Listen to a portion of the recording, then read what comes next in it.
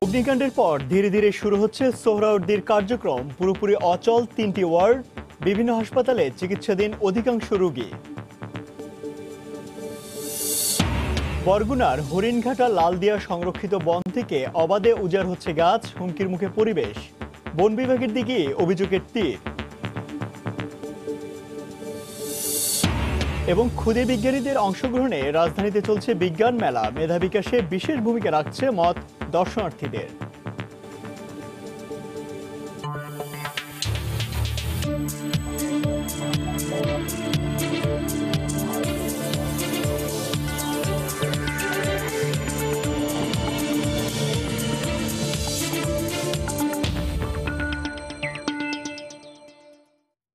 দেখছেন শিরোনাম। আমন্ত্রণ জানাচ্ছি দেশ ও দেশের বাইরে অর্থ বাণিজ্যের নানা খবর নিয়ে আমাদের নিয়মিত আয়োজন এই সময় বাণিজ্যে।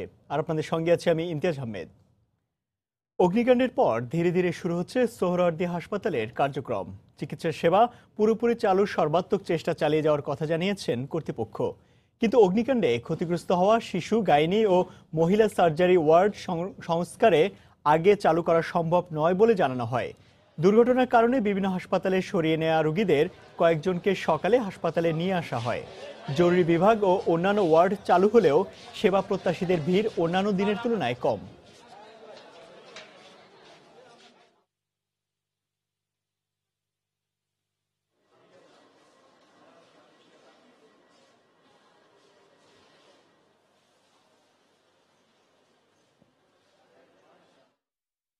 আমরা তাৎক্ষণিকভাবে আল্লাহ তাআলার অসীম কৃপায় এবং আমাদের সকলের সহযোগিতায় কোনো রকম ক্যাজুয়ালিটি ছাড়াই আমরা সব রোগীকে ইভাকুয়েট করতে পেরেছিলাম এবং রাত থেকেই আমাদের ইমার্জেন্সি সেবা আমরা চালু করেছি। যে রোগীগুলো অন্যান্য হসপিটালে যেতে পারেন নাই, আত্মীয় স্বজন নাই, তাদেরকে জন্য সীমিতভাবে দুটো ওয়ার্ডে আমরা ব্যবস্থা করেছিলাম। দর্শক, এই মুহূর্তে সোহরাওয়ার্দী হাসপাতালের সামনে আছেন রিপোর্টার রাশেদ বাপ্পি। সরাসরি চলে যাচ্ছি তার কাছে। বাপ্পি,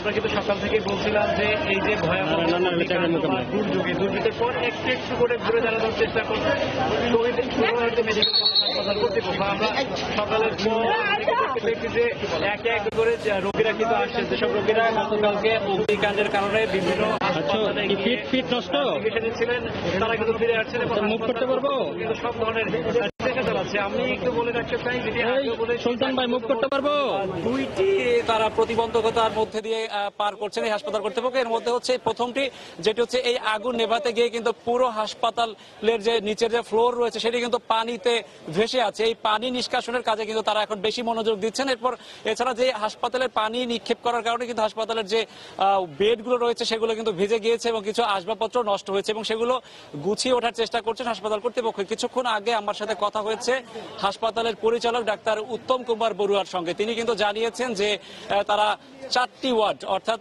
শিশু, গাইনি, মহিলা সার্জারি এবং কেবিন ব্লকের একটি অংশ বাদে সব হাসপাতালের যে বাকি যে ওয়ার্ডগুলো রয়েছে, মোট 14টি ওয়ার্ড আমি জানিয়ে রাখতে চাই, বাকি ওয়ার্ডগুলো কিন্তু ইতিমধ্যে প্রস্তুত। এই হাসপাতালের যে স্বাভাবিক কার্যক্রম সেটি করার জন্য সব ধরনের চেষ্টা কিন্তু চলছে। আরেকটি বিষয় জানিয়ে রাখতে চাই, হাসপাতাল কর্তৃপক্ষ 9 সদস্যের একটি তদন্ত কমিটি গঠন করেছেন। একই সঙ্গে স্বাস্থ্য অধিদপ্তর কিন্তু 7 সদস্যের তদন্ত কমিটি গঠন করেছেন। এই আগুনের সূত্রপাত কেন হয়েছে, কি কারণে হয়েছে এবং এই কারো কোনো অবহেলা ছিল কিনা এই বিষয়টি উদ্ঘাটনের জন্য দুটি তদন্ত কমিটি কিন্তু 3 কার্য দিবসের মধ্যে তাদের প্রতিবেদন দেওয়ার কথা রয়েছে। হাসপাতাল কর্তৃপক্ষ যে ডাক্তার উত্তম কুমার বড়ুয়া তিনি বলেছেন তারা মনোযোগ দিয়ে কাজ করছেন এই অগ্নিকাণ্ডের সূত্রপাত আবিষ্কারের জন্য এবং তারা আহ্বান জানিয়েছেন যেসব রোগীরা বাইরে ছিলেন, অন্যান্য হাসপাতালে যারা সেবা নিয়েছেন তাদের প্রতি আহ্বান জানিয়েছেন তারা চাইলে এখন হাসপাতালে ফিরে আসতে পারেন এবং তারা সব ধরনের চিকিৎসা সেবা দেবেন।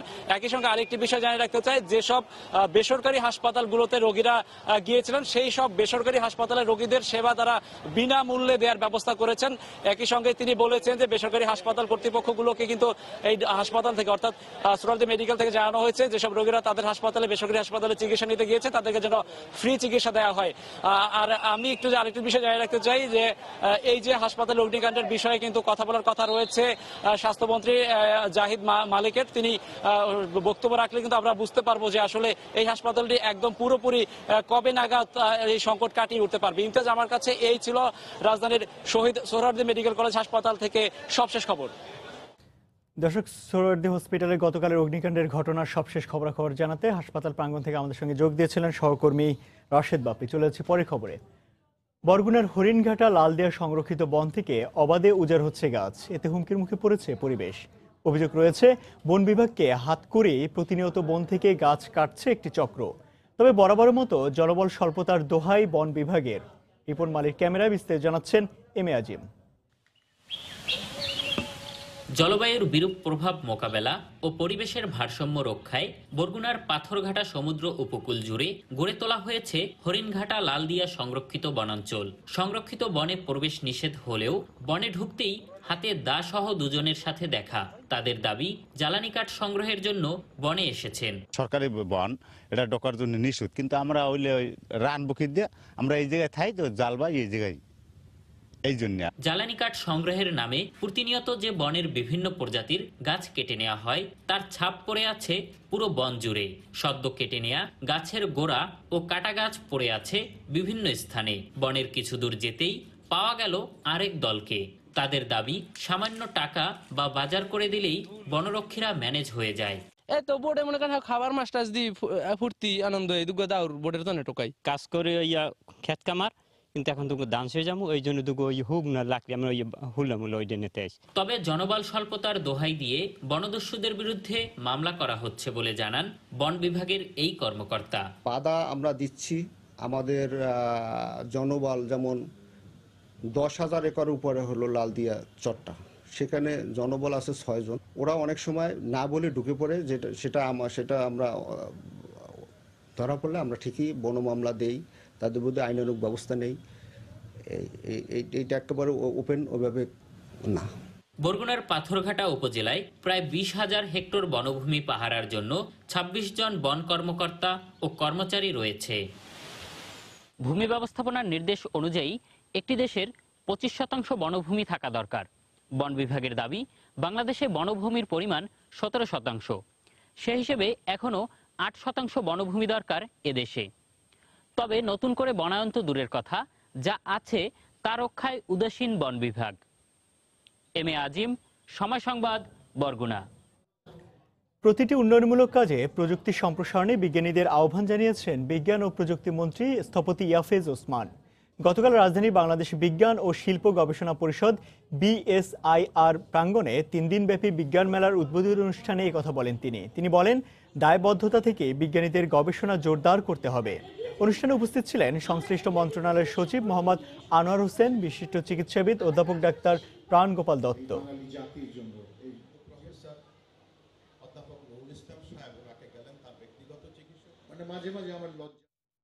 সরবরাহ কম থাকায় সব ধরনের মাছের দাম বেড়ে গেছে। চট্টগ্রামে মাছের সবচেয়ে বড় পাইকারি বাজার ফিশারি ঘাটে কেজিতে 10 থেকে 25 টাকা পর্যন্ত বেড়েছে মিঠা আর সামুদ্রিক মাছের দাম।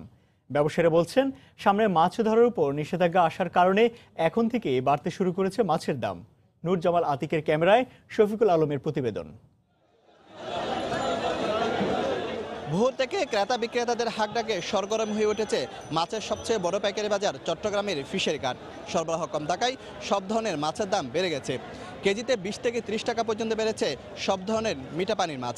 প্রতি কেজি রুই বিক্রি হচ্ছে 150 থেকে 200 টাকা, মৃগেল 130 থেকে 180 টাকা, আর কাতল বিক্রি হচ্ছে 200 থেকে 250 টাকা পর্যন্ত।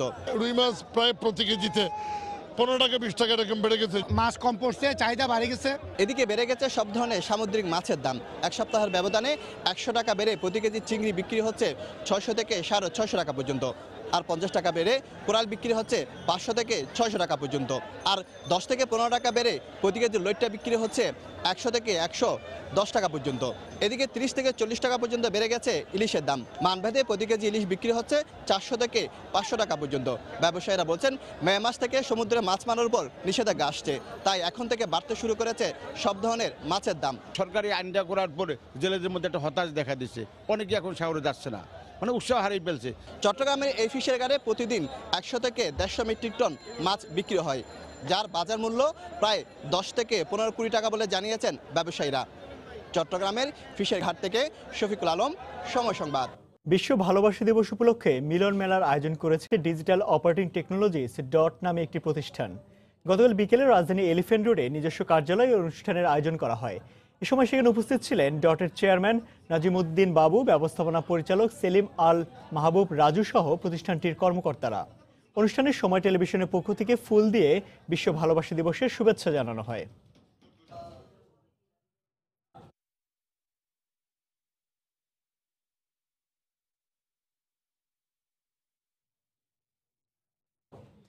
সোহরাওয়ার্দী হাসপাতালের অগ্নিকাণ্ড নিয়ে রাজধানীর বারিধারায় নিজ বাসভবনে সাংবাদিকদের ব্রিফ করছেন স্বাস্থ্যমন্ত্রী জাহিদ মালিক। আমরা সরাসরি চলে যাচ্ছি সেখানে। যারা ওখানে কাজ করেছেন প্রত্যেকেই নিরাপদে কাজ করেছেন। আগুন লাগার সঙ্গে সঙ্গেই আমি খবর পেয়েছি, পার্লামেন্টে ছিলাম, প্রশ্নোত্তর ছিল, সেখান থেকে আমি 6:30 দিকে হাসপাতালে চলে এসেছিলাম এবং ওখানে তদারকিতে ছিলাম। তখন কোনো আলো ছিল না। আমাদের আহ্বানে ফায়ার ব্রিগেড প্রায় 16টি ইউনিট আস্তে আস্তে চলে আসে। ওখানে পুলিশ আসে, আমাদের পরিচালক, আমাদের ডিজি সাহেব এবং সচিবরাও ওখানে চলে আসছে। হাসপাতালে সকল ডাক্তার এবং কর্মকর্তা কর্মচারীরা সকলে মিলে এই কাজটি সুন্দরভাবে করে এবং ওখানে আশেপাশে হাসপাতাল থেকেও আমাদের বিভিন্ন ডাক্তাররা কর্মকর্তারা আসে সাহায্য করার জন্যে। আশেপাশে যারা স্থানীয় নেতৃবৃন্দরাও সাহায্য করে। আমরা এখানে আরও বলতে চাই যে আমাদের মন্ত্রী মহোদয়, হোম মিনিস্টারও ওখানে আসেন এবং দুর্যোগ ও ত্রাণ প্রতিমন্ত্রীও ওখানে আসেন, এসে উনি দেখে যান এবং নির্দেশনা দিয়ে যান। আমি ওখানে ছিলাম প্রায় 8টা পর্যন্ত। যখন আগুন নিভানো হলো আমাকে বলা হলো এবং সকল রোগী নিরাপদে বের করা হলো এবং যখন আবার বিদ্যুৎ চলে আসলো তারপরে আমি ওখান থেকে চলে আসি আমাকে দায়িত্ব দিয়ে এবং ওখানে আমাদের ডিজি হেলথকে ওনার সাথে আলোচনা হলো এবং ওনাকে রেখে আসলাম। পরবর্তীকালে সচিবরাও ওখানে ছিল, সারাক্ষণই ওনারা পরবর্তীকালে তদারকি করেছে যাতে প্রত্যেকটি রোগী সুন্দরভাবে অন্যান্য হাসপাতালে স্থানান্তরিত হয়। আপনাদের জ্ঞাতার্থে বলছি যে ইতিমধ্যে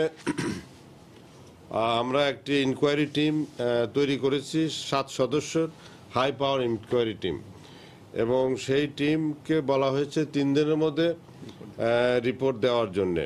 10টার সময় মিটিং বসেছে এবং আজকে অলরেডি তারা 10টার সময় সকাল 10টায় মিটিং বসেছে, তারা কার্যক্রম শুরু করে দিয়েছে।